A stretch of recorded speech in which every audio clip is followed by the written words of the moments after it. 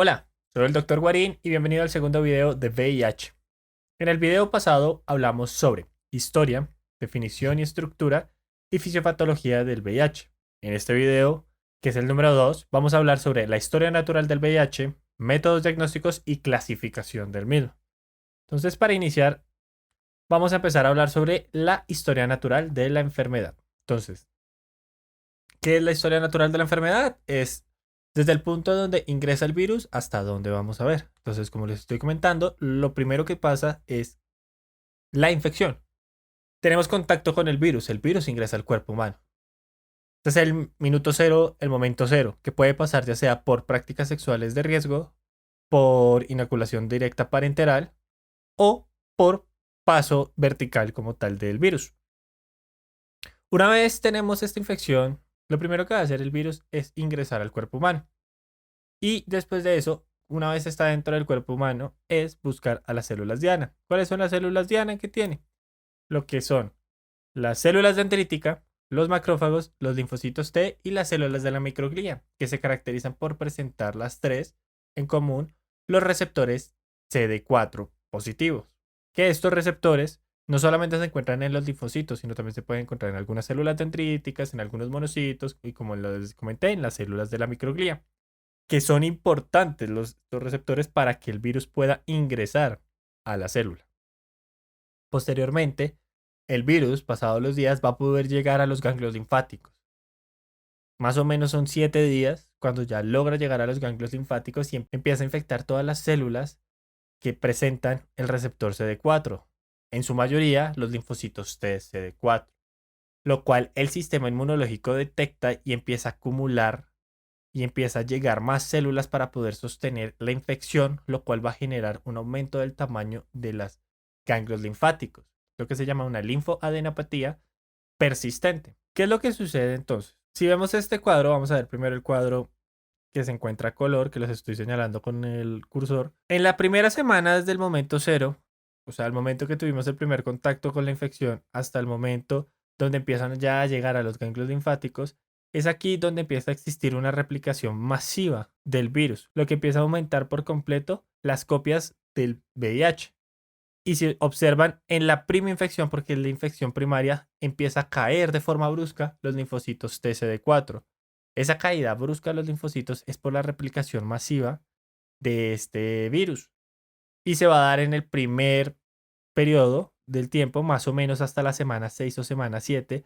Como ven que hay una caída masiva de las copias del virus. ¿Y por qué se da eso? Porque en ese es el momento donde se empiezan a generar los anticuerpos contra el virus. Sin embargo, no es suficiente los anticuerpos y se logra mantener una carga viral estable durante el tiempo. O sea, se logra recuperar parte de la carga de los linfocitos y la carga viral se empieza a mantener durante el tiempo. Este periodo, después de que pasamos las primeras semanas, que puede durar hasta 3 meses de la primera infección, hasta 9 o 10 años.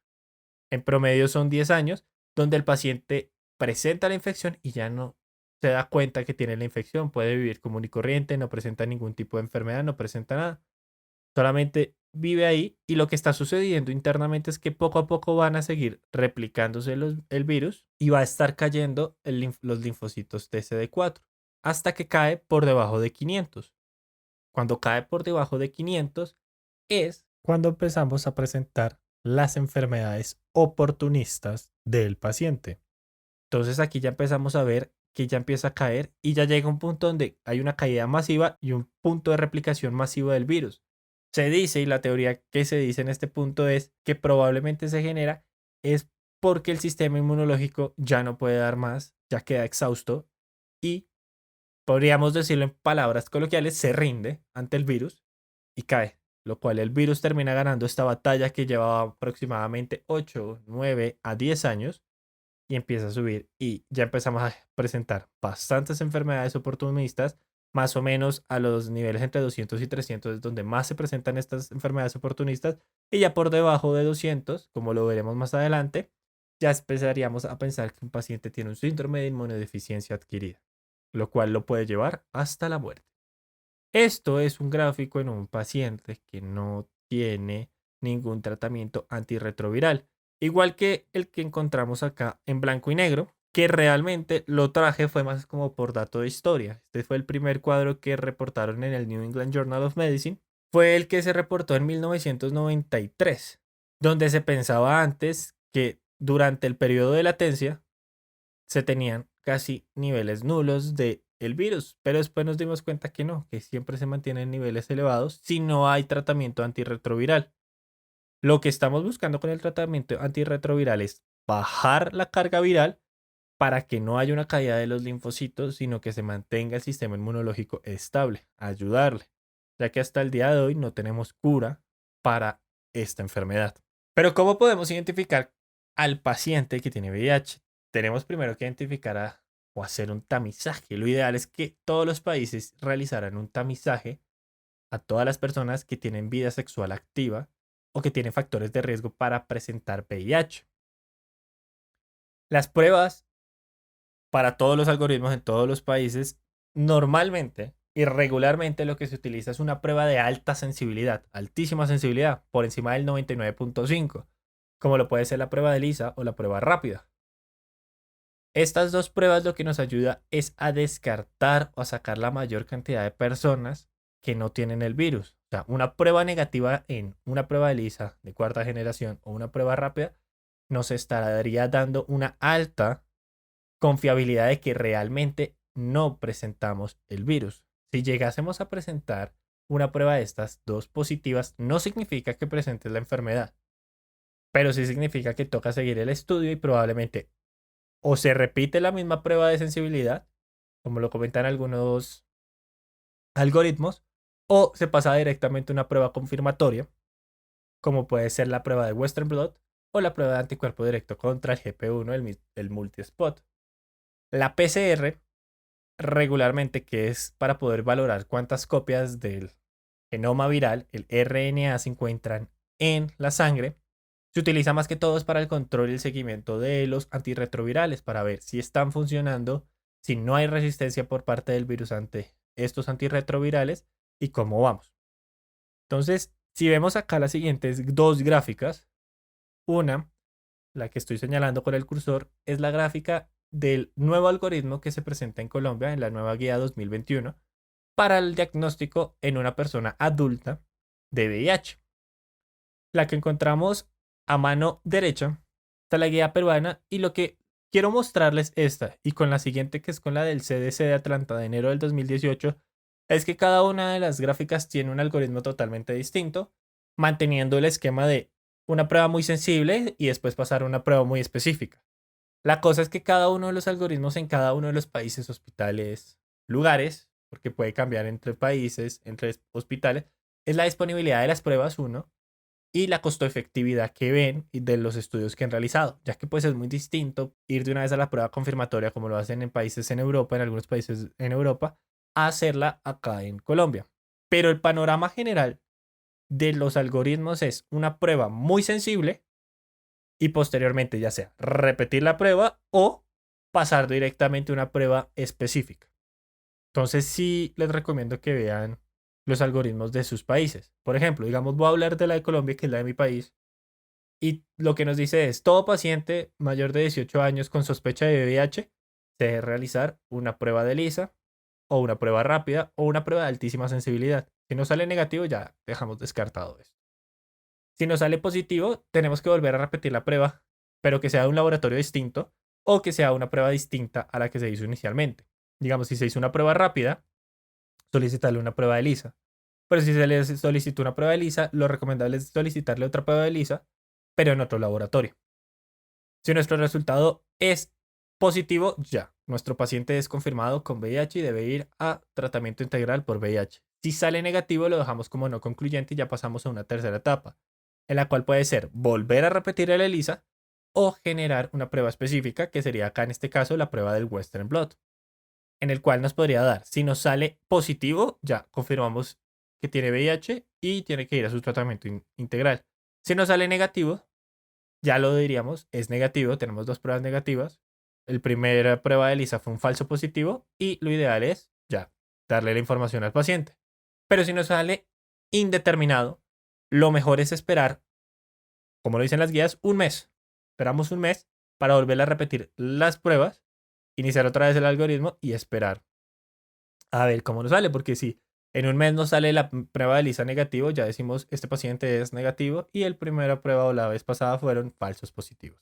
Esta es la prueba o el algoritmo que presenta como tal el CDC de Atlanta, el que ellos recomendaron para cada uno de los virus, como hablamos en el video pasado, el VIH tipo 1, el VIH tipo 2 y cómo deben realizarse las pruebas.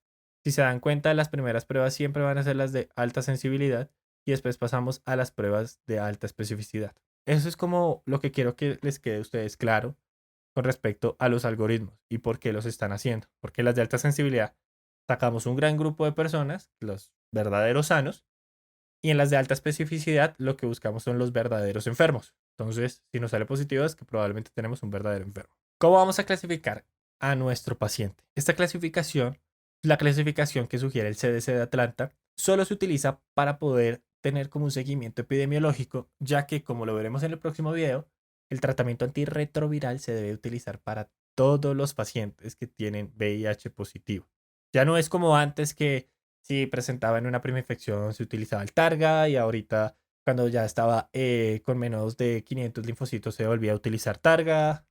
No, ahora independientemente de la carga viral e independientemente los niveles de linfocitos TCD4, se debe iniciar tratamiento antirretroviral.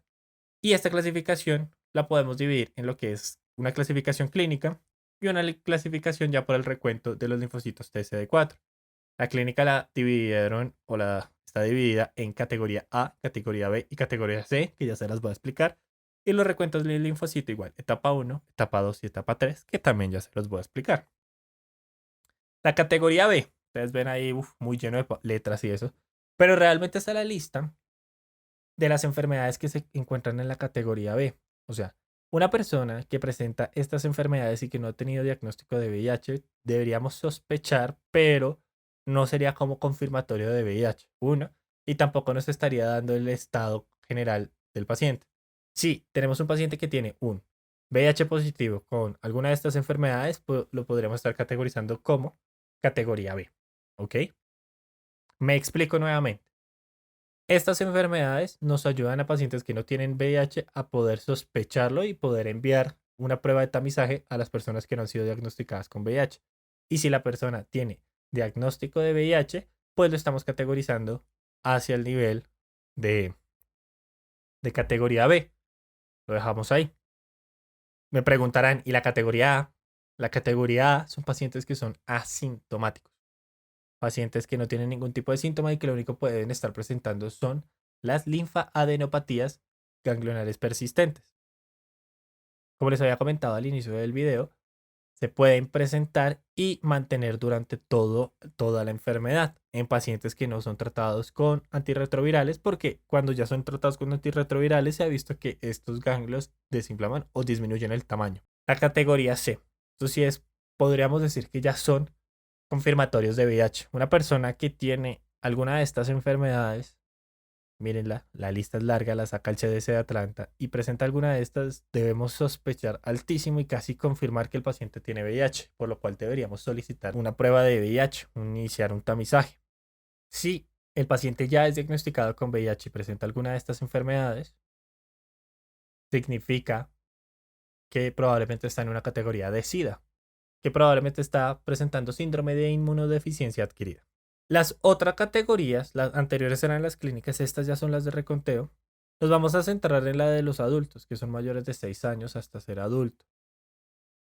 Se categoriza en etapa 1, cuando presentamos mayores de 500 linfocitos, etapa 2, entre 200 y 499, y etapa 3, entre menores de 200 linfocitos. Entonces, ¿cómo vamos a utilizar las dos etapas o las dos categorías?